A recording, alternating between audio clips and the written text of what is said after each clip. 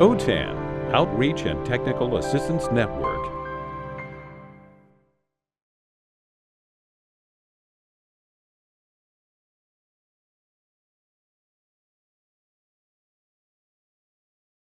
Okay, so thank you everyone for joining our session today.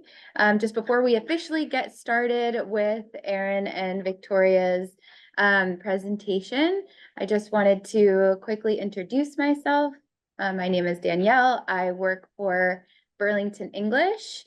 So I've been with Burlington for about 3 years now, and I've also worked with Culver City for the whole time that I've been with Burlington.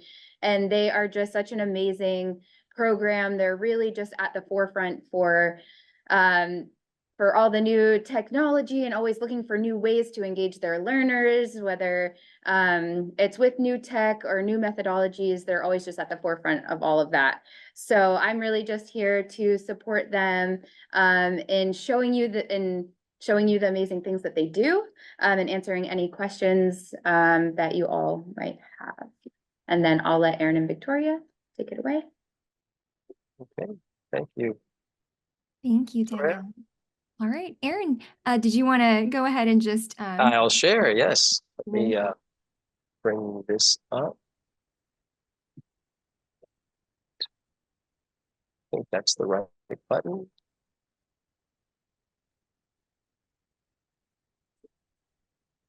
Waiting for my mouse.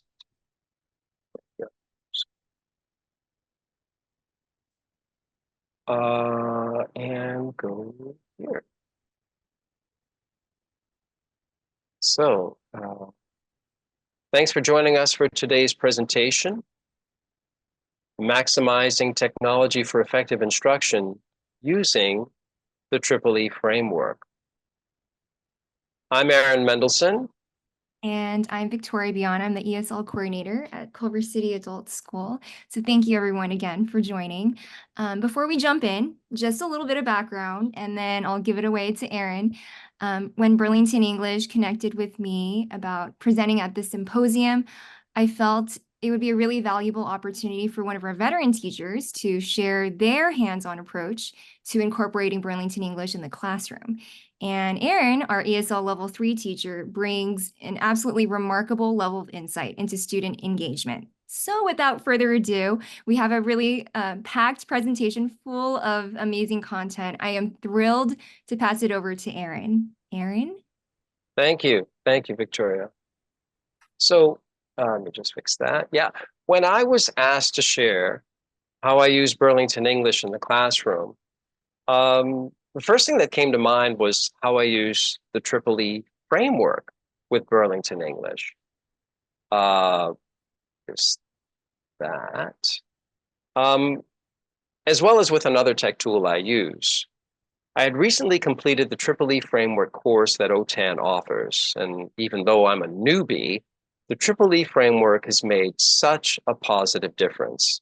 And that's why I'm going to share how it's empowered me to maximize technology in the classroom, specifically with Burlington English and the learning app, Flip.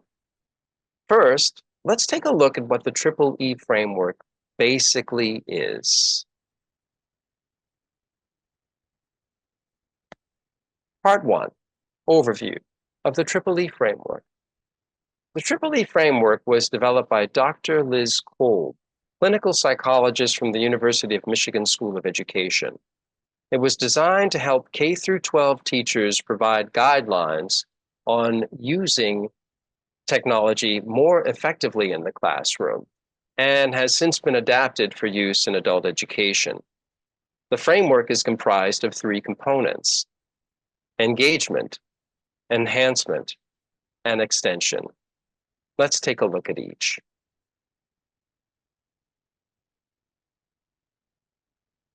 Engagement redefined. A common feature of instruction is to establish group dynamics in learning. However, technology in the classroom has traditionally been an individual experience, students with headphones on engaging with tech alone. Now, educators are shifting from the model of isolated learning to one that's more collaborative. In chapter 4 of her book, Learning First, Technology Second, The Educator's Guide to Designing Authentic Lessons, Dr. Kolb redefines engagement from solitary use into something much more synergistic. So according to Dr. Kolb, true engagement involves being social and focusing on the learning goals by spending time on task with other students.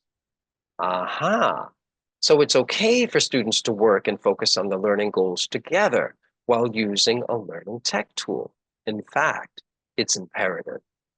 As well, the social aspect of working together gives students more opportunities to employ higher cognitive skills. Good to know. Now let's look at enhancement. It's really a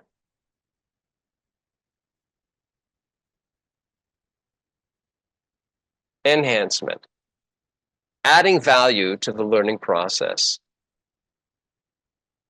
Before using the Triple E framework, I'd hook my students up to the learning tech, pray this would somehow help them learn English, and throw the switch. I had no idea how this tech was going to work or if it would be any better than not using it at all. And since I had no idea, neither did my students. They were left on their own to make sense of it. Dr. Kolb writes, value-added enhancement of learning through technology is when the tool is somehow aiding, assisting, and scaffolding learning in a way that could not easily be done with traditional methods. This is the level where learning can become personalized and more relatable to the learner. This is when technology is really starting to change how learning occurs to make it more meaningful to the learner. Aha, again. Now my questions are, first, how is the technology going to enhance learning for my students? And second, if it doesn't, what can I do to help enhancement happen for them? So, engagement is about creating co-use and time on task. Enhancement is about adding value to the learning experience. But what about extension?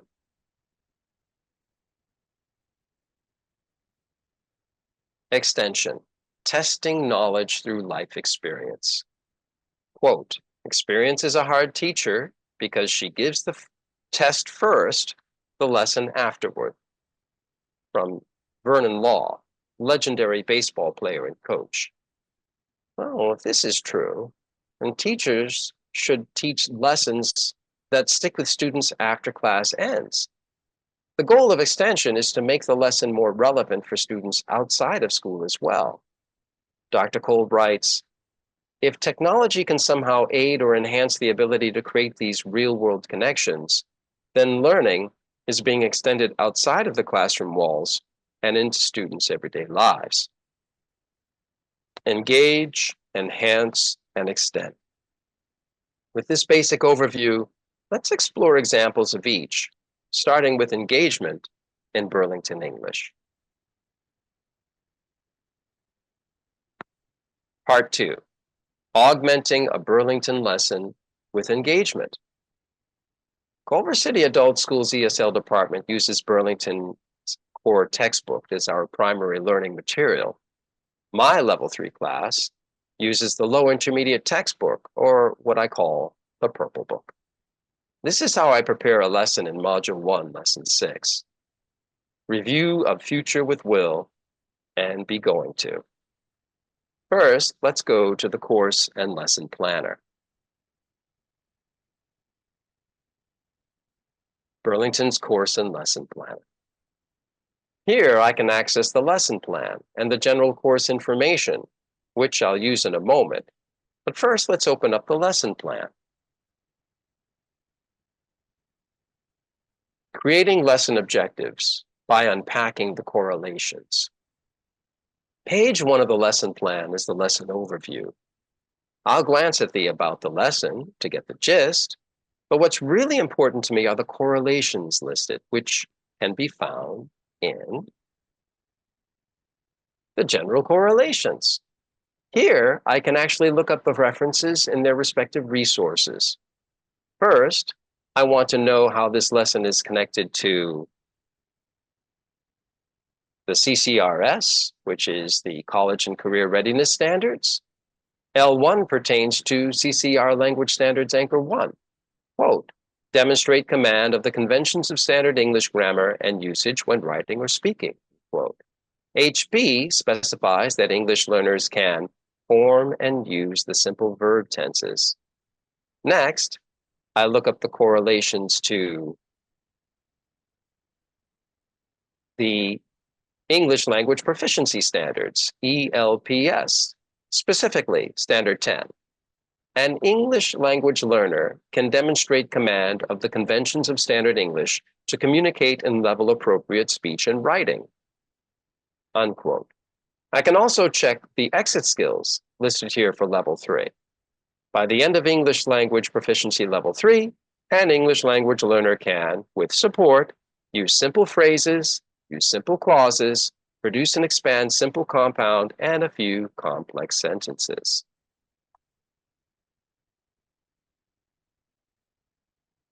Finally, I want to know how these correlations line up with the LARIC course outline exit skills for Level 3.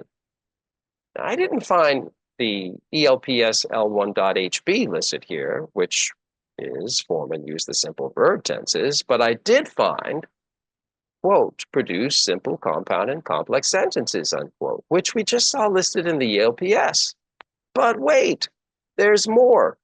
Maybe I can tap into other exit skills to engage, enhance, and extend student learning, like adapt language choices and style according to purpose, task, and audience, with developing ease in various social and academic contexts, and show developing control of style and tone in spoken and written texts.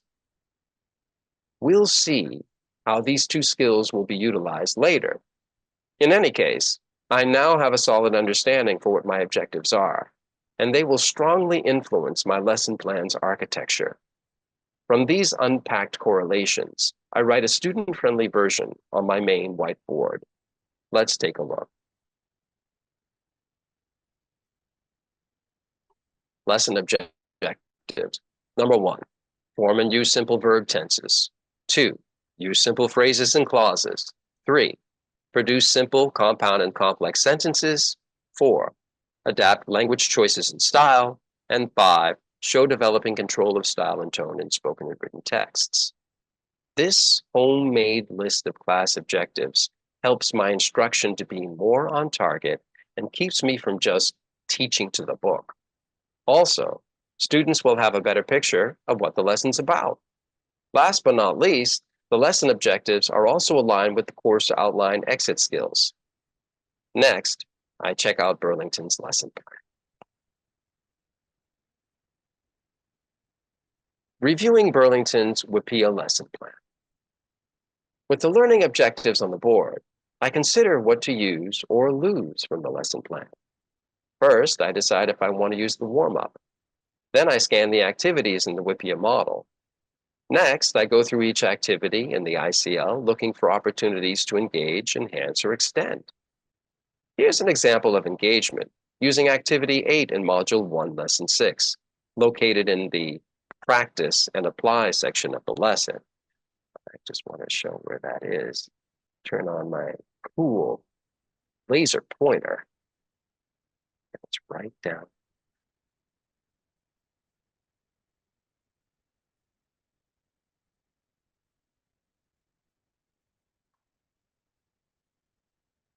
Engage.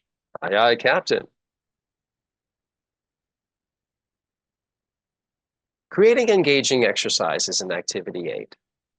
In this activity, the directions are: use be going to and the phrases below to describe what the people's plans are for this weekend. I recently taught this lesson.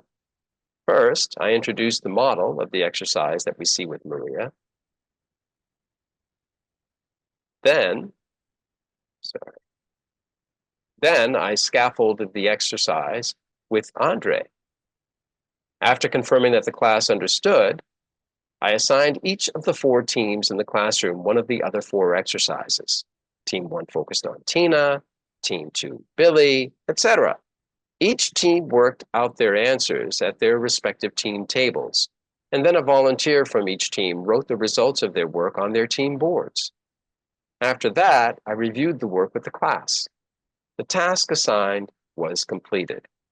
However, co-use in time on task and engagement includes going from a passive follow the directions model to a more proactive let's create our own thing situation. This is what we did.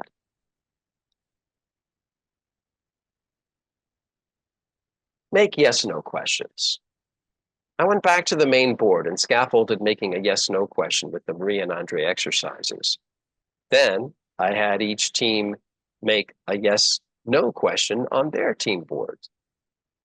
Picking up the pace, I walked the class through each team exercise, checking their work. Next,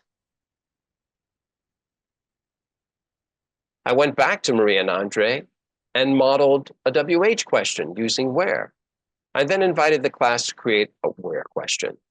Again, I assessed the work and made any corrections that were necessary. Next, I returned to Maria and Andre and had the class help me build dialogues with the yes, no, and WH questions, ending with self-created information. For example, voila. After having volunteers read the example dialogue and answering questions, I had the teams work together to build their dialogues. Then, they wrote them on their team boards. After the work was done, I checked it again with the class's help. Finally, I had 2 volunteers from each team demo their dialogues.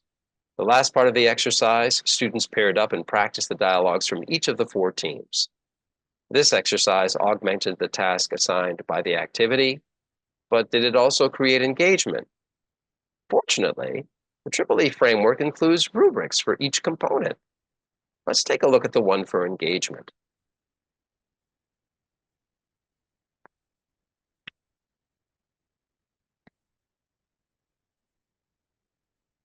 Dr. Kolb created 3 possible answers to these questions: absolutely, somewhat, or not at all. So before I begin, I'm going to change does to did in order to evaluate my success in class. Did the technology allow students to focus?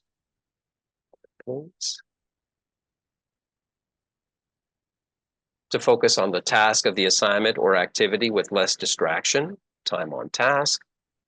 Absolutely. Everyone worked together to complete the task. Number 2, did the technology motivate students to start the learning process?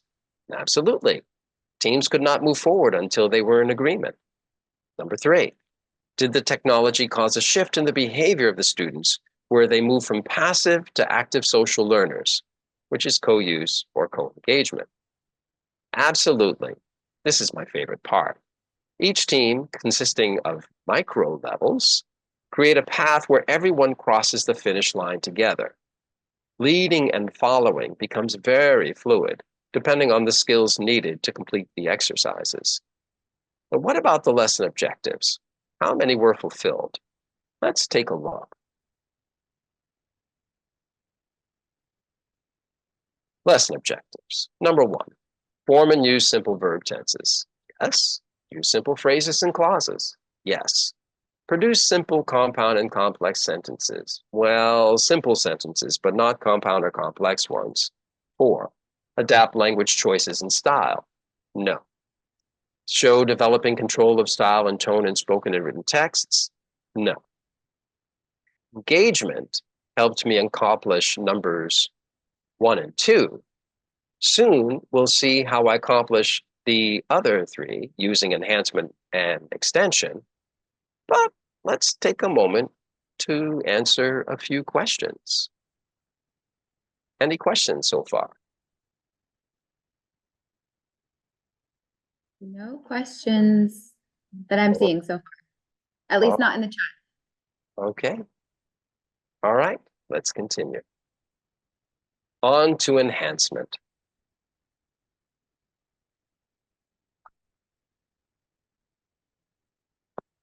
Part 3, enhancing in-class learning with Burlington's student lessons. The $6 million man, folks. It took a lot of money to enhance this cyborg. Here's how I use enhancement to enrich Burlington's student lessons for a lot less.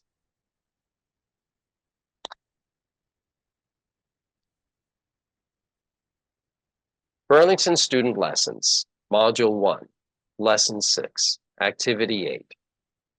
Burlington Student Lessons is an online student workbook. In the in-class lesson, the class worked on making statements using be going to.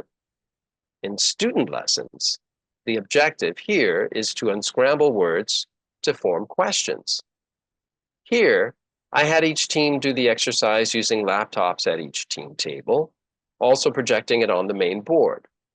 I scaffolded number 1, and then assigned numbers 2 through 5, one for each of the 4 teams. All of the exercises were done first on their laptops, and then the teams wrote their assigned exercise on their team board.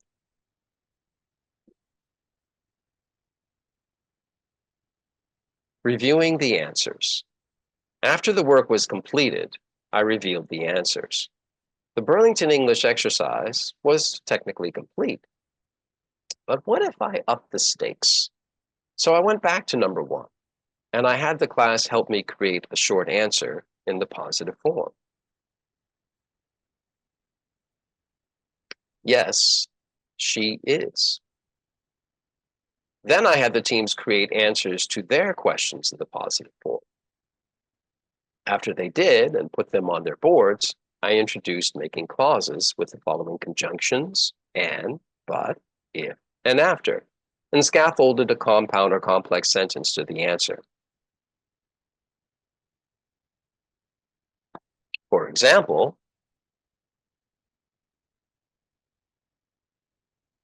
this. Is she going to look for a job soon? Yes, she is, and we're very happy for her. Next, each team worked on their exercise with an assigned conjunction and phrase. The teams worked together and posted their answers on their team boards. Now, numbers 2 and 5 required imagination because they're WH questions, so teams 1 and 4 had to adjust. If a team finished early, they were encouraged to work on other teams' exercises at their team tables. Finally, a volunteer from each team wrote their team's work on their boards for all to see. Here are a few examples. Making compound complex sentences. After the work was checked and reviewed, I had students pair up and practice the questions and answers on the board. So let's check the rubric for enhancement to see if this exercise was on task. As before, I'm going to change does to did, since this evaluation is based on experience. Number 1. Did the technology tool aid students in developing or demonstrating a more sophisticated understanding of the content, and that it created opportunities for creation and production over consumption? Absolutely. As mentioned, the students went from making statements to making questions, and finally creating answers to these questions. Number 2, does the technology create scaffolds to make it easier to understand concepts or ideas? Absolutely. Well, that's the purpose of student lessons. I scaffolded student exercises in the classroom for future use of student exercises off campus. Number 3, does the technology create paths for students to demonstrate their understanding of the learning goals in a way that they could not do with traditional tools? Well, that's debatable. But see, Burlington's student lessons are designed to simulate a workbook, but also giving students the freedom to practice off campus anytime, anywhere. A workbook in a backpack isn't as user-friendly. Now let's look again at the lesson objectives.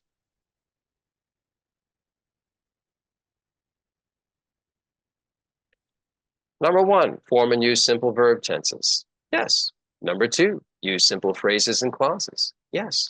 Number 3, produce simple, compound, and complex sentences. Yes. 4, adapt language choices and style. No. Number 5, show developing control of style and tone in spoken and written texts. No. Before I share how the third component, extension, accomplished objectives 4 and 5, are there any questions? Nope. Still no questions. Okay. Next, extension.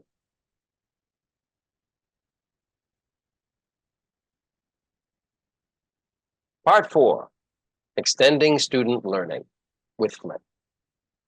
Flip by Microsoft gives students the ability to record videos and audios and then edit and select music for them. And it's free. I first started using it 2 years ago when it became the focus of my SMART goal. Any Flip users in the house? Feel free to share in the chat box how you use it if you do. In a moment, I'll share how I used Flip to extend a grammar and writing focused lesson. But first, as a starting point, let's take a look at a dialogue exercise in Burlington English.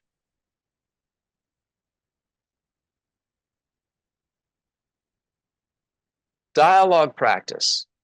A problem dressed up as a solution. Here's an example of a dialogue exercise one can find in any textbook.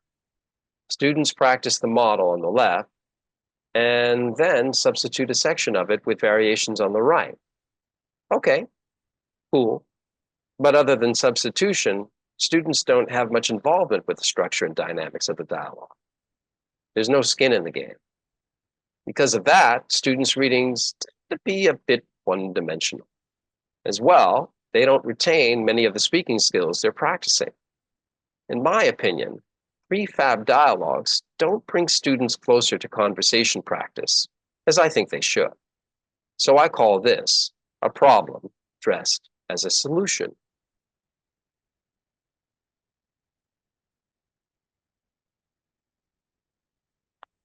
Proofreading, getting students involved. Here's an exercise with a challenge my students enjoy, and for the right reasons. They have to fix the sentences. Students like to tinker, put things together, and repair things, especially in a collaborative way. And I love how this kind of exercise engages students' cognitive thinking. Inspired by this exercise, I asked myself, what if students had to repair dialogues?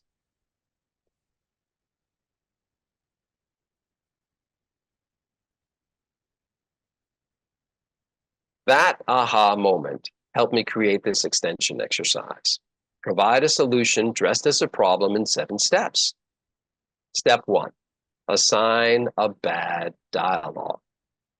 This dialogue, similar to the proofing exercise from Burlington English, has grammar problems, but also no punctuation and some capitalization is missing. This bad dialogue became a project-based exercise using Flip. Here's how. First, I had each team work on correcting this dialogue at their team tables, also assigning each team 3 lines of dialogue to correct on the board.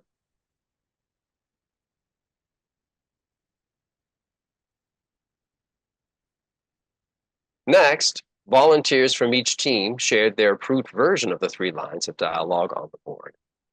After each team finished, I reviewed the work with the class. In this clip, we talked about choices in punctuation. Step 2, review grammar. B, I can't tell you where I am going tomorrow, the phone is ring. A, me no answer it. B, you should to answer it. Here are 3 lines from the dialogue that the students were proofing. In Burlington's activity, students focused only on each line as a separate exercise, but in this case, students had to make sense about each line in context to the whole dialogue.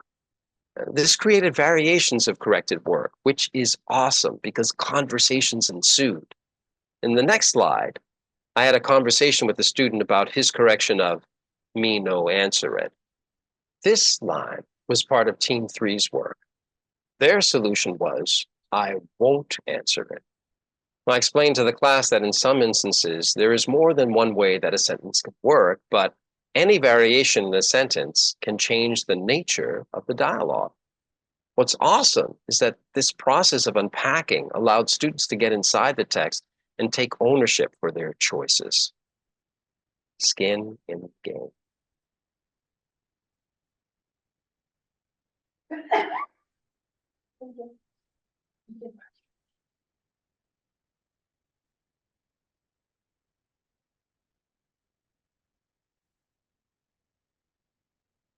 Here is the dialogue with corrections.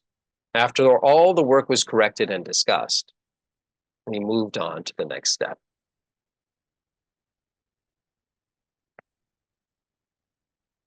Step 3,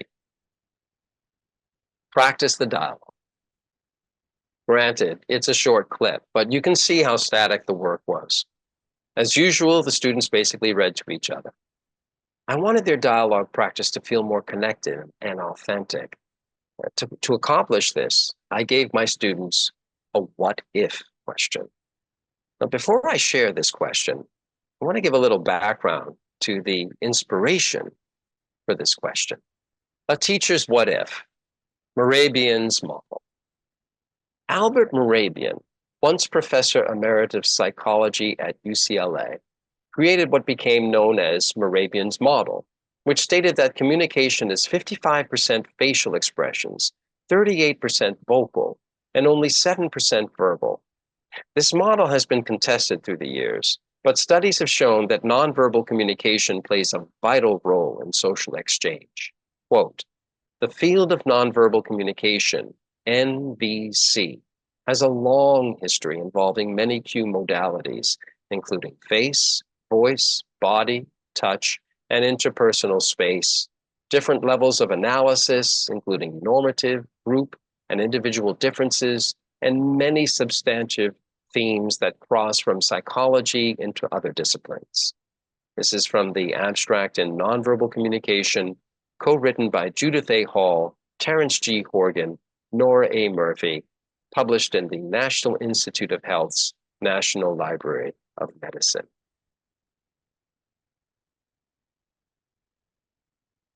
Step 4, add body language to dialogue. Up until now, students had been working from an academic perspective. After students practiced the corrected dialogue, I introduced performance dynamics, which you can see. I've got all these different symbols on the left before each sentence. So these included structured body language symbols and effective tonality that's inferred by the dialogue's punctuation. You can see that on the right. Scaffolding this work was crucial. I started with a mock introduction. Pointing to myself, I said, I'm Aaron. Pointing to another student, I said,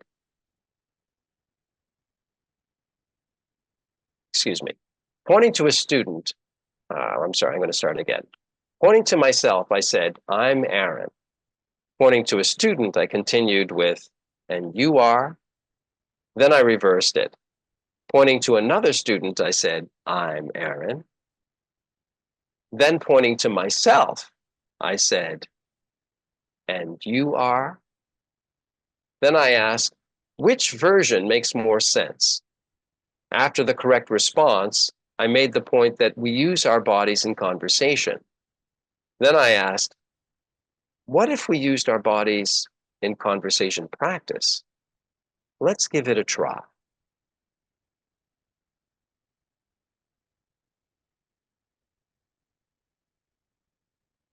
Step 5, students sync body language with speech. Example 1.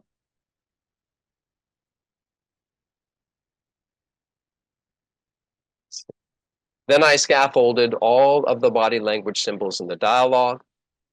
After the class demonstrated competency, I then told the class that each team was a production company with a director of photography, 1 or 2 script supervisors, and 2 dialogue speakers. they must first practice the dialogue, synchronizing the body language with the text. Let's see. As well as pay close attention to the punctuation in order to know how to speak the lines. Watch Team 2's work as they practice the exercise.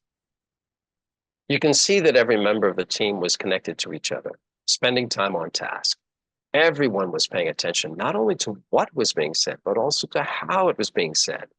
Speakers were adapting the text to their style of speaking in sync with their body language and affected tone. The script supervisors and director also paid close attention to the speaker's work based on their knowledge of the body language symbols assigned to the text. Step 6, have students film their dialogues. Once the team felt that their work was ready, they started recording flip videos of the dialogue. As you can see, this team needed more practice. Also, their audio was overwhelmed by another team that was working across from them. But this didn't stop them from staying on task. As well, they were enjoying their process. The person giggling at the end of the clip was the videographer. Teams recorded several takes, and some teams also took turns rotating roles and responsibilities. These teams learned, practiced, and recorded their dialogues during one class. No one had their work memorized, but everyone knew what they were doing. Step 7, have a showing of students' work. After students recorded their works in progress, there was a viewing of their work. Here's one example. Going to the store. Here's the dialogue produced and directed by Team 2. And it's by no means a finished. So this dialogue was produced and directed by Team 2. It's by no means a finished product, but nonetheless represents a lot of work that went into creating this in the span of a 3-hour class. What's more, it's the culmination of every component of the EEE framework. With engagement, students embodied co-use, time on task, and proactive learning. With enhancement, they used technology that couldn't have occurred in its absence. The intensity and focus of their work, let's see, I got lost. Yeah, the intensity and focus of their work crystallized to create something they could experience and learn from. And with extension, they utilize skills that will have tremendous carryover in their future professional and personal endeavors. When each component of the EEE framework is successful, they build on each other and become something more than just the sum of their parts. In closing, let's check in with the rubric for extension, as well as the learning objectives established at the beginning of this lesson.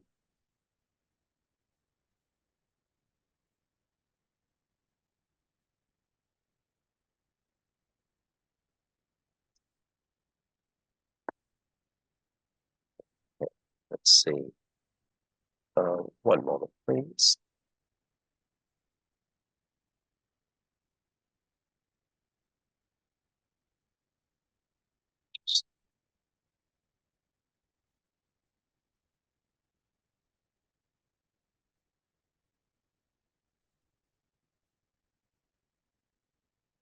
Okay, so does the technology create opportunities for students to learn outside of their typical school day? Absolutely. Does the technology create a bridge between school learning and everyday life experiences? Absolutely. Does the technology allow students to build skills that they can use in their everyday lives? Absolutely. And in regards to the lesson objectives, the students formed and used simple verb tenses. They also used simple phrases and clauses. They didn't produce simple compound and complex sentences, but they reproduced them. They had to correct them, and then they had to use them correctly. We could see that they adapted their language choices and style with the project-based exercise, and they showed developing control of style and tone in spoken and written texts. So they accomplished the lesson objectives as well. a work in progress. One moment, please.